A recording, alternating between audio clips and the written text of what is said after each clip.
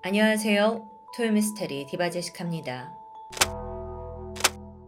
2015년 12월 7일 늦은 시각, 일본 효고현 카고가와시에 있는 카고가와역 인근에서 여성 혼자 강변 쪽으로 걷고 있는 모습이 포착됩니다.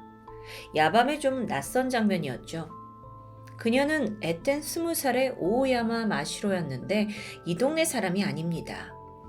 여기까지 오게 된 그녀의 지난 수상한 행적을 좀 살펴볼까요? 하루 전날이었던 12월 6일 아침 8시 반. 마시로는 밤새 규동가게에서 야간 근무를 끝냈고 이른 아침 친구와 쇼핑몰에서 만납니다. 두 사람은 하루 종일 몰을 구경하면서 시간을 보냈고요. 어느덧 어둑해지면서 마시로는 혼자 자취하는 집으로 향하게 되죠. 그리고 다음날 평소 지각 한 번 없이 성실했던 마시로가 무단결근을 합니다. 심지어 지난밤에 엄마가 보낸 문자에 단 한 통도 답을 주지 않았고요. 하루 종일 친구와 만나서 노느라 피곤했나 싶었지만 이건 너무도 마시로답지 않은 행동이었습니다. 게다가 그녀는 알바하는 것 외에도 자신의 꿈을 이루기 위해 성우학원에 다니고 있었거든요. 여기에조차 모습을 드러내지 않자 불길함이 엄습했고 결국 며칠 기다리던 가족들은 5일 후인 12월 11일 경찰에 실종 신고를 하게 되었죠. 그런데 그로부터 불과 하루가 지난 다음날 아침입니다. 카고가와시 강변을 걷던 중학교 2학년 남학생이 강에서 무언가를 발견해요. 덩어리 같은 물체가 둥둥 떠다니고 있었죠. 쓰레기인가 싶었지만 크기가 상당했습니다. 가까이 가서 유심히 살펴보는데 중학교 2학년 학생에게 결코 잊을 수 없었던 그것. 여성의 시신이었습니다. 경찰이 출동을 했고 이 시신이 6일 전 사라진 마시로라는 게 밝혀집니다. 그런데요, 여러분. 이 시신이 발견된 카고강, 여긴 마시로가 자취하고 있던 스이타시라는 곳과는 무려 60km나 떨어져 있던 곳이었죠. 그러니까 완전 다른 지역입니다. 도대체 왜 그녀가 여기까지 온 건지. 게다가 시신에 또 다른 특이점이 있었는데 12월의 추운 날씨에도 불구하고 스웨터에 반바지를 입고 있습니다. 마지막으로 목격되었을 때와는 아예 다른 옷차림이었죠. 부검을 해보니까 머리 오른쪽에 둔기 같은 걸로 10번 정도 구타당한 흔적이 발견됩니다. 그 강도가 굉장히 세서 내 안쪽에 두개골이 함몰됐을 정도예요. 우선 범인은 왜 이렇게까지 강한 살기를 보인 걸까요? 10번이나 구타를 했으니까요. 이 시신에 성폭행의 흔적은 없었습니다. 그렇다면 성적 욕구를 풀지 못함은 아니라는 건데 원래부터 가지고 있던 원한? 그렇지 않다면 생전 처음 보는 20살 여성을 이렇게까지 공격할 필요가 없었을 테니까요. 게다가 범행 당시에 그녀는 상당한 양의 피를 흘렸을 텐데도 불구하고 입고 있던 스웨터에는 혈흔이 거의 묻어있지 않습니다. 즉 이건 분명 살인을 한 후에 갈아입혔다는 것을 의미하죠.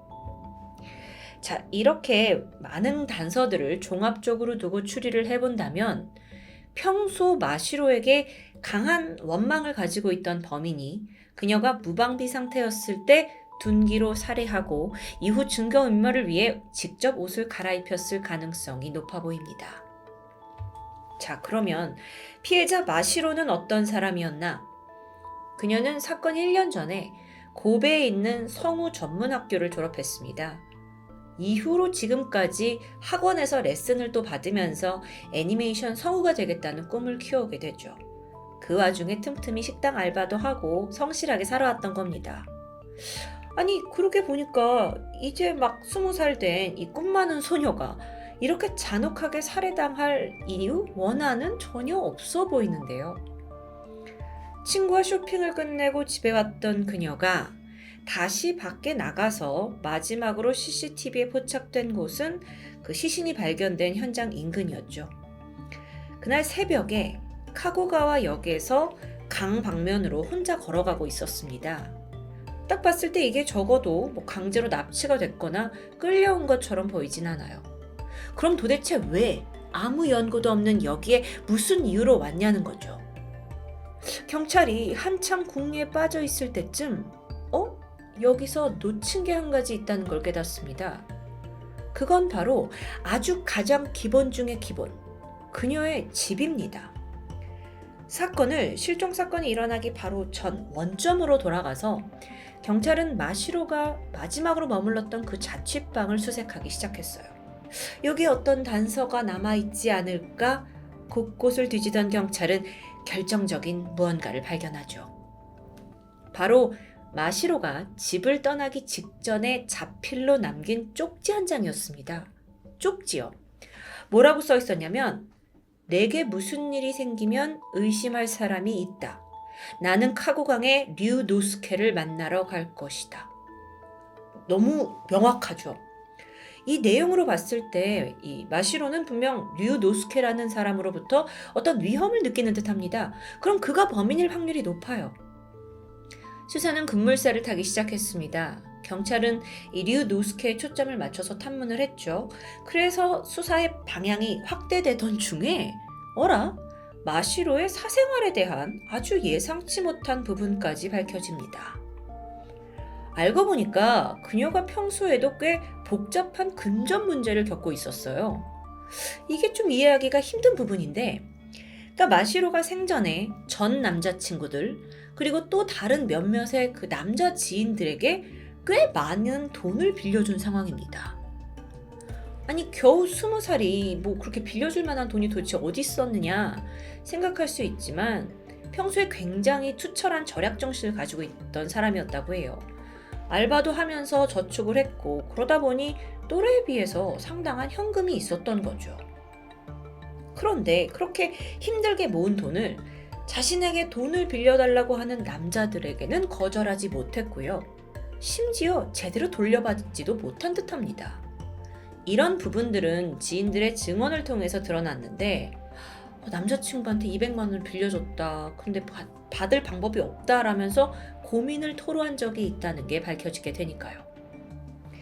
자, 그렇다면 이게 이제 경찰로서는 뭔가 금전 문제에 마시로가 휘말려서 살해를 당한 게 아니냐라고 내다보게 되는데, 그래서 당시 그녀에게 돈을 꿨던 남성들을 싹 다 조사합니다. 하지만 사건이 벌어졌던 시각에 이들 모두 알리바이가 분명해요. 살해 혐의를 씌울 수 있는 사람이 없었죠. 그러던 중 경찰이 마시로의 은행 계좌를 조회하던 중 수상한 거래를 발견합니다. 그녀가 실종 직전까지 여러 번에 걸쳐서 총 120만 엔, 그러니까 하나로는 1200만 원에 달하는 거액의 돈을 인출한 겁니다. 이게 현금으로 뽑았기 때문에 누구한테 돈이 전달됐는지는 밝힐 수가 없었는데요.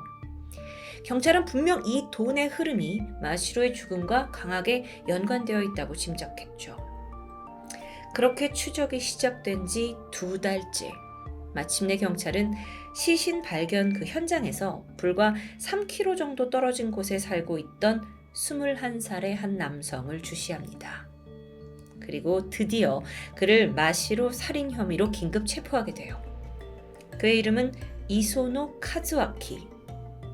알고 보니까 이 남자가 쓰던 가명이 바로 류노스케였죠. 도대체 이 남자는 죽은 마시로와 어떤 관계였을까요? 돈을 빌려준 사람 중에 한 명? 돈을 못 갚을 것 같으니까 아예 그녀를 죽여버린 걸까요? 아니요. 이 사건의 전말은 그것보다 더 기가 막혔습니다. 마시로가 생전에 주변 사람에게 빌려준 돈을 잘 돌려받지 못해서 늘 쪼달렸다고 합니다. 아니 왜 대체 그렇게까지 돈을 빌려줬는지는 아직까지도 미궁에 빠져 있는데, 지인들에 따르면 특히나 남자들이 아예 이 마시로의 자취방을 들락날락거리면서 돈을 꿔갔을 정도라고 해요. 적게는 몇십만 원이었고 많게는 100만 원 단위로 빌려가는 사람도 있었죠. 하지만 정작 돈을 갚을 때가 되면 잠수를 타거나 미루기 일쑤입니다. 결국 이런 상황 속에서 마시로가 특단의 조치를 생각하는데 바로 나를 대신해서 돈을 받아줄 또 다른 사람을 고용하는 겁니다. 그게 바로 가명 류노스케였죠. 이소노 카즈와키인데요. 카즈와키는 좀 개인적인 삶을 보자면 3남매 중 장남입니다. 어머니가 몇 년 전 집을 나가셨고 아버지와 조부모 그리고 2 형제와 살고 있었는데, 얘가 아주 일찍부터 동네 불량아로 유명했어요.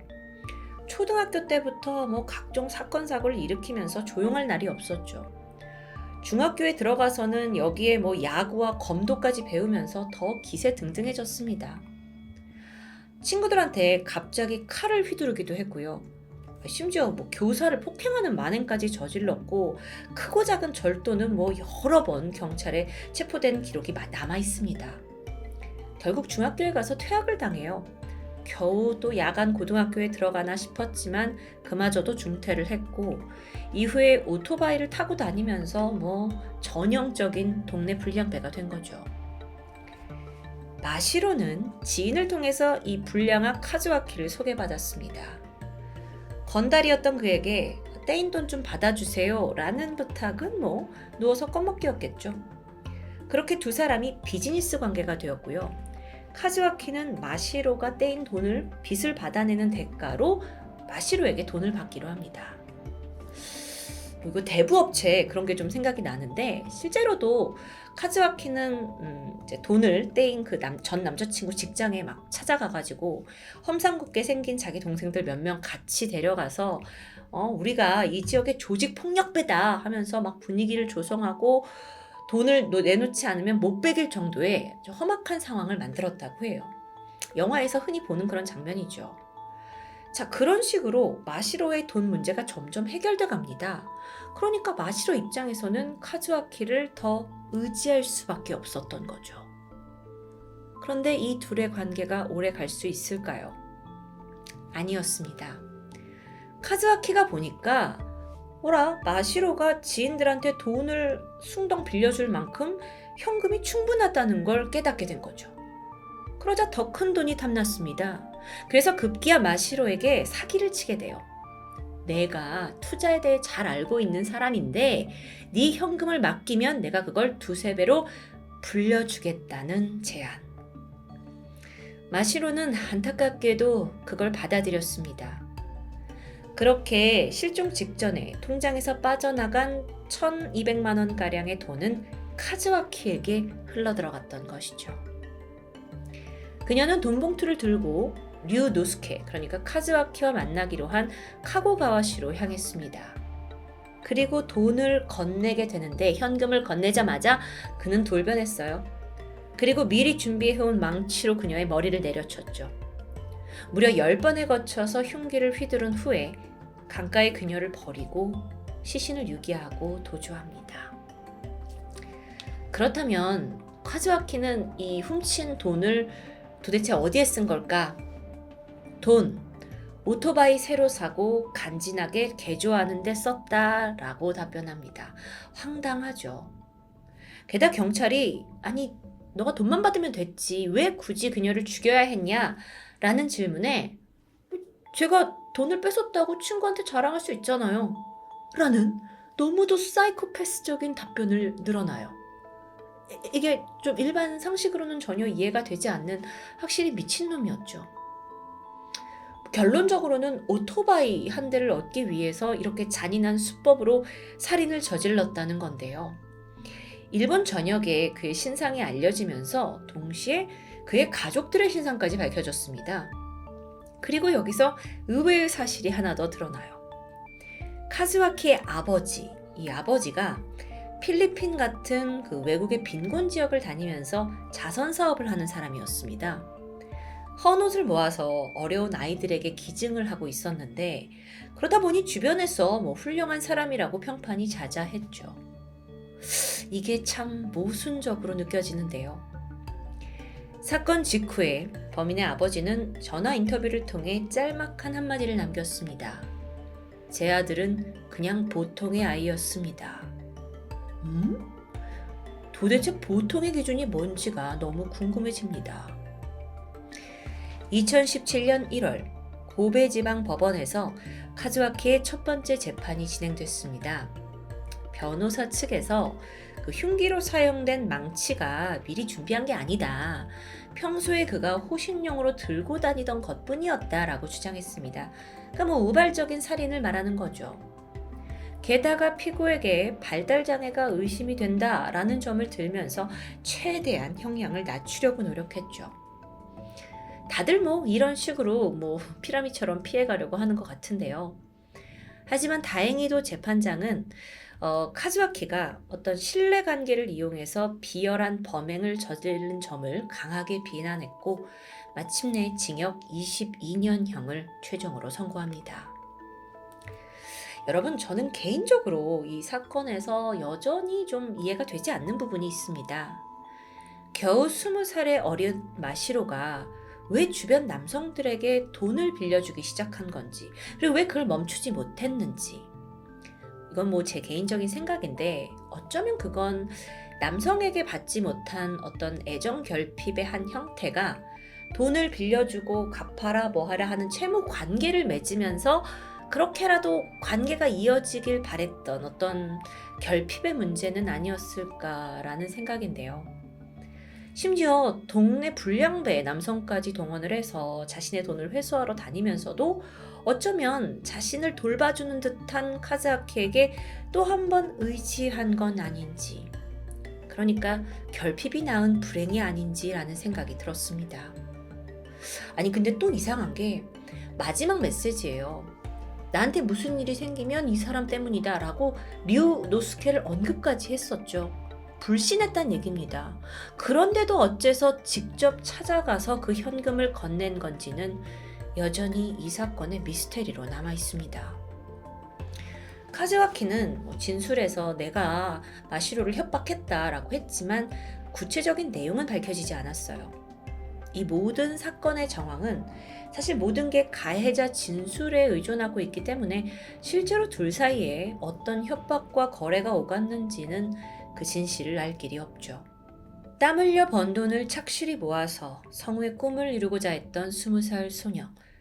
고작 돈 몇 푼 때문에 그녀의 삶을 처참하게 짓밟은 가해자가 뼈저리게 자신의 죄를 뉘우치고 그 대가를 치르길 바랄 뿐입니다. 지금까지 토요미스테리 디바제식합니다.